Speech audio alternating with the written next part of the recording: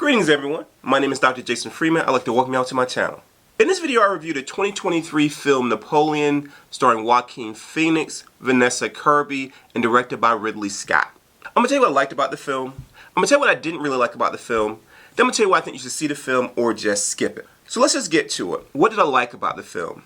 Well, I really loved the battle scenes. The battle scenes were pretty epic. They were large. They were shot, in these large frames, so you're seeing cavalry, you're seeing cannons, these huge wide shots. You can see a lot of it in the trailer. So you see the battle when they're fighting the Russians, the French are fighting the Russians. And so that's a pretty, again, significant battle along with several others.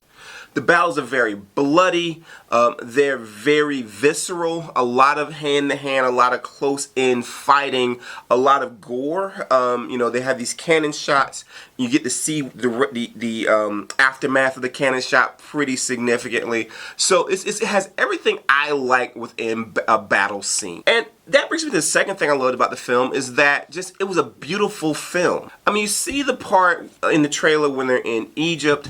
Unfortunately, there's not very much in Egypt. That would be a negative, though.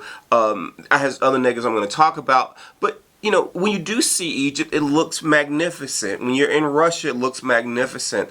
All those battles, the Battle of Waterloo, all of these are very epic, very beautiful scenes.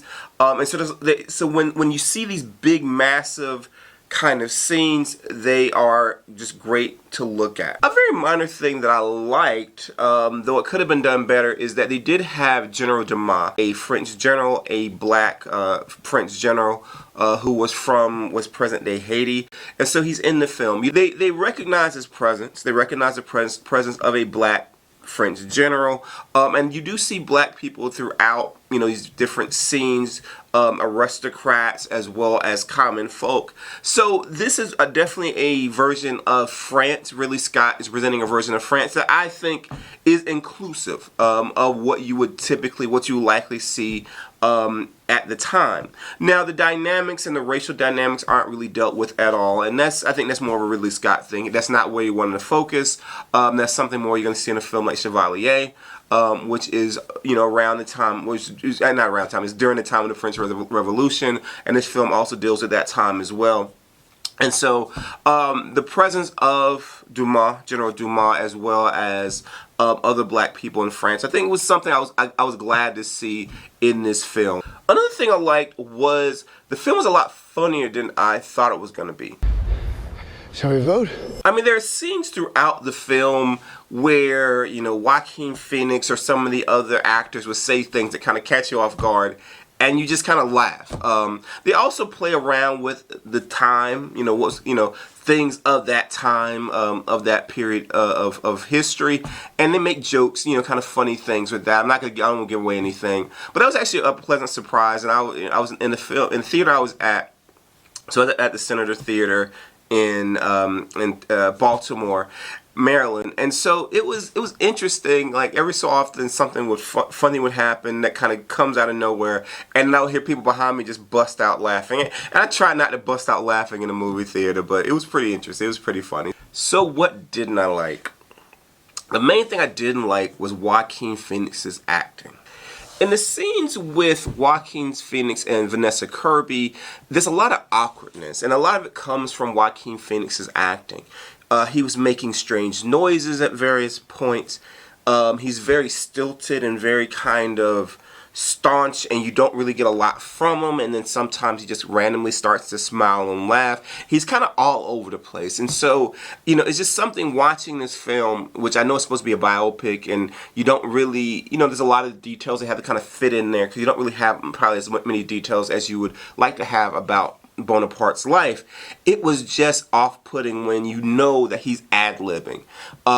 There's one slap in the film. I'm not gonna, say where it is, but there's one time he slaps Josephine, and it's just like, that feels like an ad-lib. That feels like Joaquin Phoenix just did that. I don't know if it was or not. I'm not accusing them of like slapping his co-star, but again, I don't know.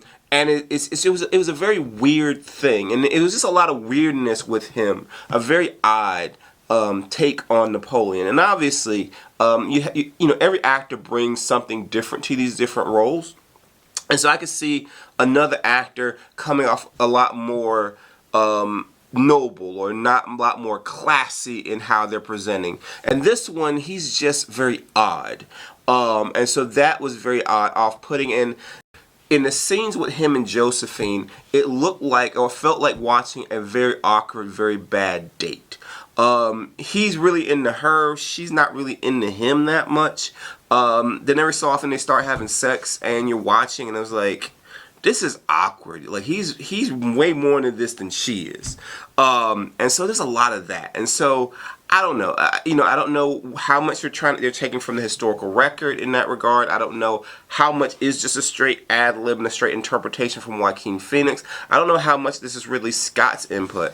All I know is that in the battle scenes, you're kind of locked in, and then in between, during the peaceful periods when it's him and Josephine, it's just very odd and very weird, and made me very uncomfortable. So, should you see this film or just skip it? It's a tough one for me because I would definitely say you don't have to see this in the movie theater. The battles are big, they're epic, but if you have a decent screen at home, just watch it at home if you're gonna watch it. Don't necessarily have to go out to a movie theater.